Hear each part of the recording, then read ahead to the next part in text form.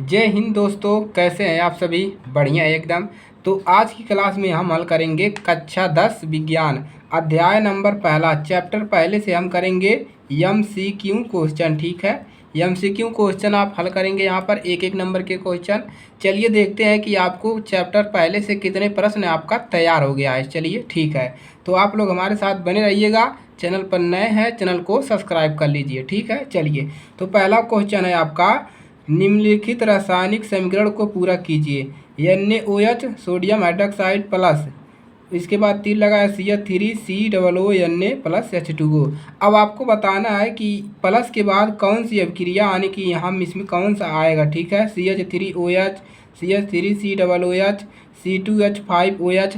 तो ये बता देखिए 23-24 में पूछा गया है प्रश्न। ठीक है, तो यहाँ पर आएगा क्या है आपका, तो यहाँ पर कौन सा सही है, CH3COOH। तो ऑप्शन नंबर बी आपका सही है। ठीक है, तो इसका ऑप्शन कितना हो जाएगा, नंबर बी। चलिए अगला क्वेश्चन देखते हैं। दूसरा क्वेश्चन है आपका, लेड नाइट्रेट का रासायनिक सूत्र है। लेड नाइट्रेट का रासायनिक सूत्र क्या है, अपना उत्तर दीजिए। PnNO3 PbNO3 का होल ट्वाइस इंटू PbNO2 का होल ट्वाइस, उसके बाद PbNO2। तो बताइए आपका इसका आंसर क्या होगा। लेड नाइट्रेट का रासायनिक सूत्र, तो लेड नाइट्रेट का रासायनिक सूत्र जो होता है वो होता है PbNO3 का होल ट्वाइस। ठीक है, चलिए अब देखिए, अब चलिए अगला क्वेश्चन देखते हैं। आपका अगला क्वेश्चन है क्वेश्चन नंबर 5। जिंक चूर्ण पर तनु सल्फ्यूरिक अम्ल की अभिक्रिया से गैस निकलती है। जिंक चूर्ण पर तनु सल्फ्यूरिक अम्ल की अभिक्रिया से कौन सी गैस निकलती है। H2 निकलता है, O2 निकलता है, Cl2, CO3 निकलता है। तो बताना है कौन सी अभिक्रिया निकलती है। तो इसमें देखिए जिंक चूर्ण पर H2 गैस जो है यही आपका निकलता है। ठीक है, चलिए अगला क्वेश्चन देखते हैं क्वेश्चन नंबर 6। चलिए, कार्बन को वायु में जलाने पर कार्बन डाइऑक्साइड गैस का बनना उदाहरण है। कार्बन को वायु में अगर जलाने पर जो कार्बन डाइऑक्साइड गैस का बनना क्या कहलाता है, आप ना बताइए उत्तर। संयोजन अभिक्रिया का, विस्थापन अभिक्रिया का, विद्युत विस्थापन अभिक्रिया, वियोजन अभिक्रिया। तो कार्बन को अगर वायु में जलाने पर कार्बन डाइऑक्साइड गैस का बनना क्या कहलाता है। तो इसका राइट आंसर हो जाएगा आपका, राइट आंसर संयोजन अभिक्रिया हो जाएगा। ठीक है, चलिए अगला क्वेश्चन देखते हैं। चलिए अगला क्वेश्चन है आपका, Zn प्लस H2SO4, उसके बाद तीर लगाया है ZnSO4 प्लस H2O गैस अभिक्रिया है। तो एक को बताना है कौन सी अभिक्रिया है। तो देखिए यहाँ पर क्या हो रहा है, ये जो यहाँ पर क्या हो रहा है, यहाँ पर ये अभिक्रिया जा रहा है इसमें। ठीक है, यानी कि इसके साथ ये क्या कर रहा है, युग्म बना ले रहा है। ठीक है, तो इसके साथ युग्म बना रहा है। तो देखिए यहाँ से क्या हो गया, Zn जो है यहाँ से विस्थापन होकर इसके साथ आ गया और H2O यहाँ से छूट गया, यानी कि विस्थापन हो गया। तो कैसी अभिक्रिया है, विस्थापन अभिक्रिया। ठीक है, आगे बढ़ेंगे। अगला क्वेश्चन है, इम्पोर्टेंट क्वेश्चन है, Fe2O3 प्लस 2Al, उसके बाद तीर लगाया गया है Al2O3 plus 2Fe।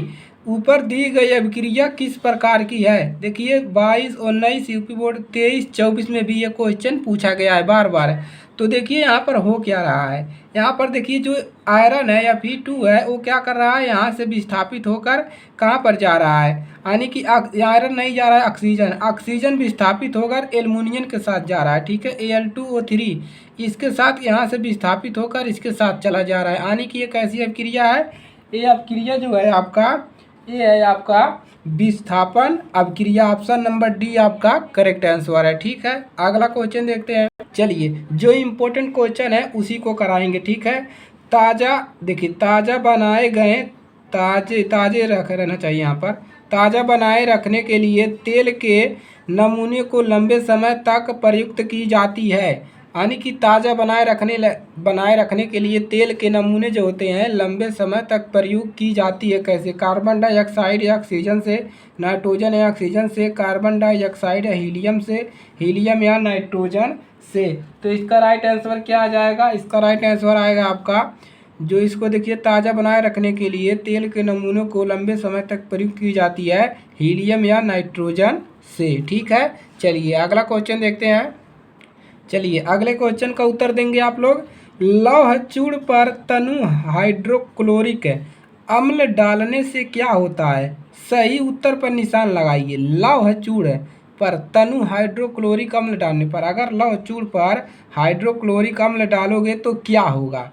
Hydrogen gas या आयरन क्लोराइड बनेगा, क्लोरीन गैस या आयरन ऑक्साइड बनता है, कोई अपक्रिया नहीं होती है, आयरन लवण एवं जल बनता है। तो क्या होता है? राइट आंसर अपना बताइए।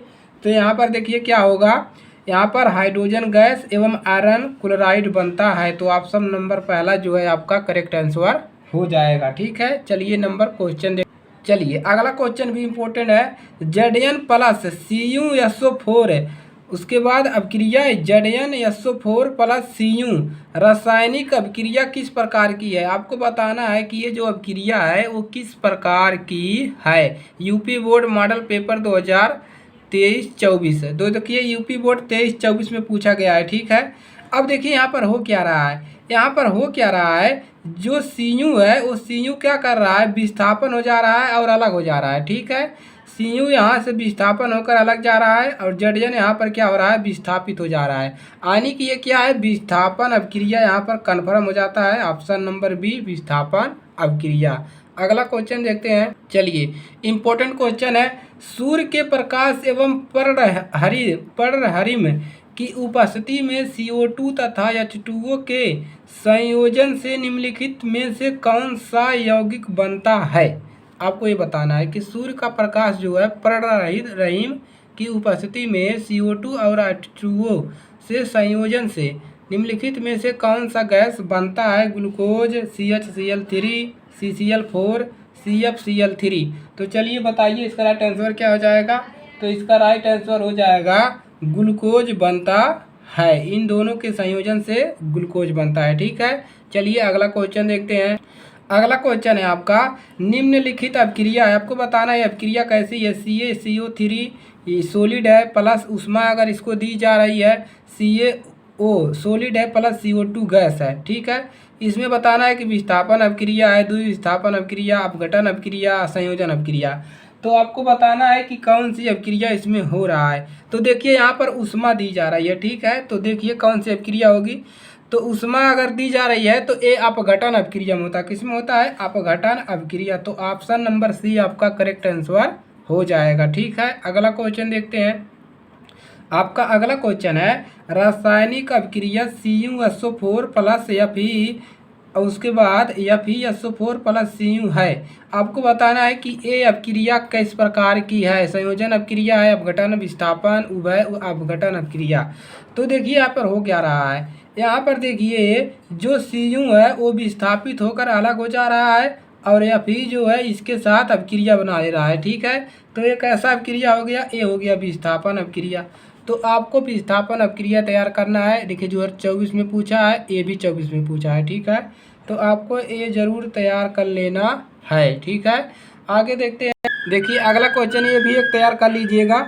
बेरियम क्लोराइड अमोनियम सल्फेट से अभिक्रिया करके, बेरियम क्लोराइड जो है अमोनियम सल्फेट से अभिक्रिया करके बेरियम सल्फेट तथा अमोनियम क्लोराइड निर्मित करता है। यह अभिक्रिया निम्न में से किस प्रकार की होगी? विस्थापन अभिक्रिया होगी, अवक्षेपण अभिक्रिया, संयोजन अभिक्रिया, द्विविस्थापन अभिक्रिया। यहाँ पर दिया है केवल एक सही, केवल दो सही, केवल चार सही के और डी वाला दिया है पहली, दूसरा और चौथा सही। तो कौन सा सही इसमें होगा? आपको अपना आंसर देना है।